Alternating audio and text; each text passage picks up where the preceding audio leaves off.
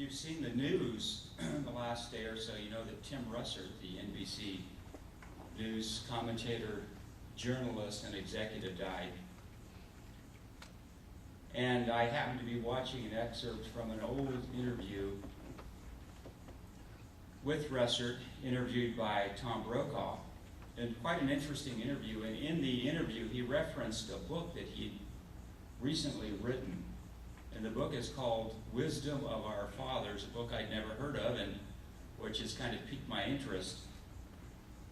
But as he talked about his father, the guy called Big Russ, he talked about the sacrifice that he made to help him begin his life and launch his career. And John, when you spoke about the sacrifice that your father made, it reminded me of his story.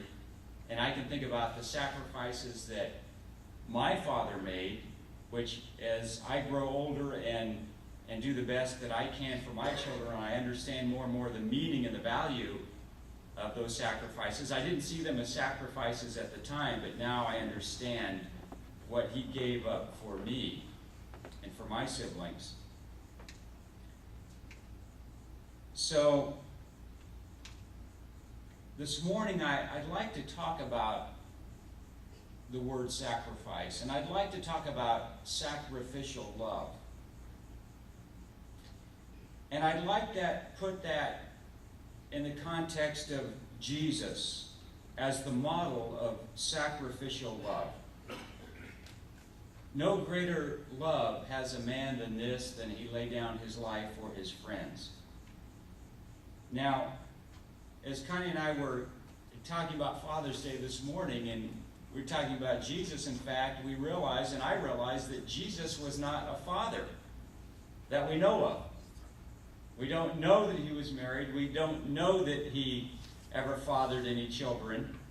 And yet, in some ways, he was the prototypical. He represented the best of what fatherhood could be.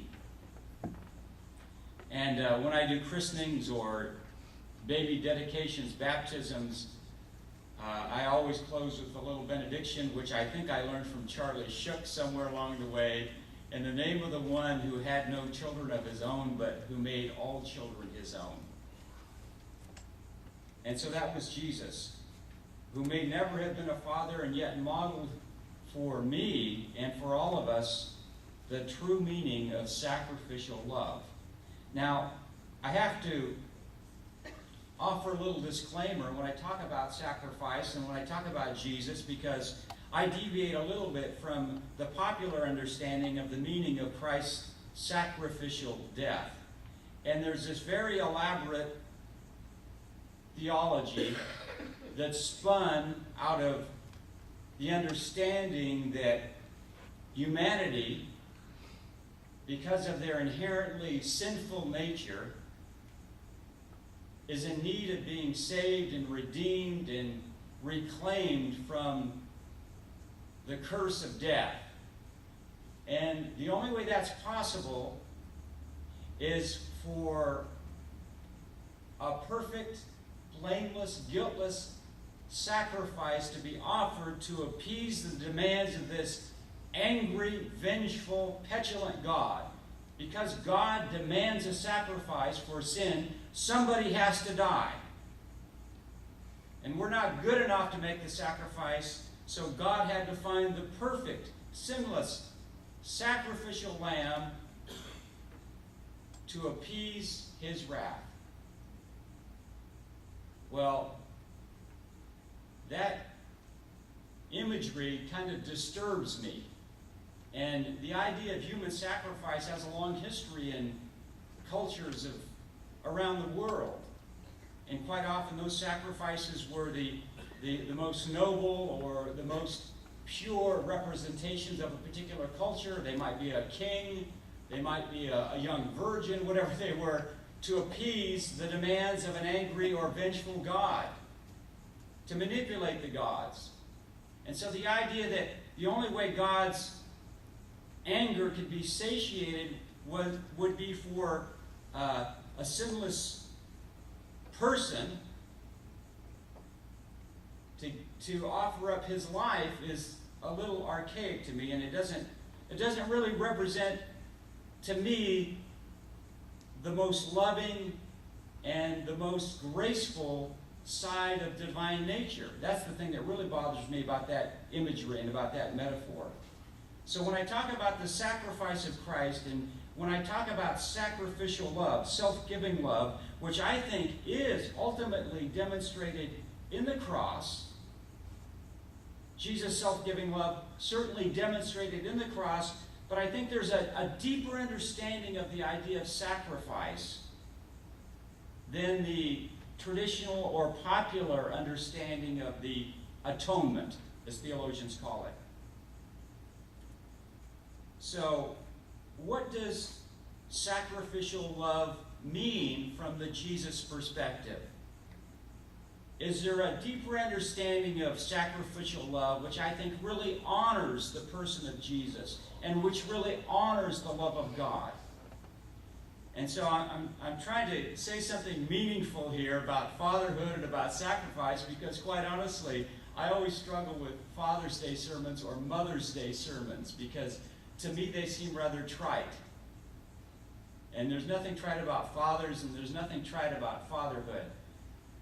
So I want to say something that, for me, has some integrity and some connection with the man I think was the exemplar of sacrificial love, and that was Jesus.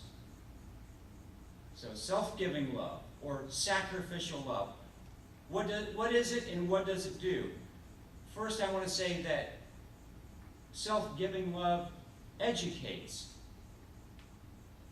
Educate comes from the Latin root educare, which means to draw forth the best part of a person, to bring out or draw out the deepest or the best part of a person. And I think fathers at their best educate. They educate their children, they educate their family, they educate those around them by drawing forth, bringing out the best in persons. Of course, that begins with the modeling that we provide. First and foremost, it has to do with the kind of life we live and the kind of person we are. And I think I learned the most from my father simply by having the privilege of having observed him live his life and how he lived his life. And as I said earlier, he wasn't a particularly religious guy, but he was an incredibly moral guy, and I think deeply spiritual guy.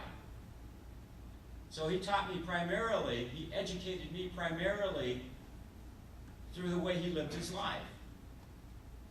But then he also taught me some other things. And as I grow older, and I now have my two sons who are growing older, I especially think about my sons because I think there's some kind of connection there between fathers and sons that's unique. It's kind of like the connection between mothers and daughters.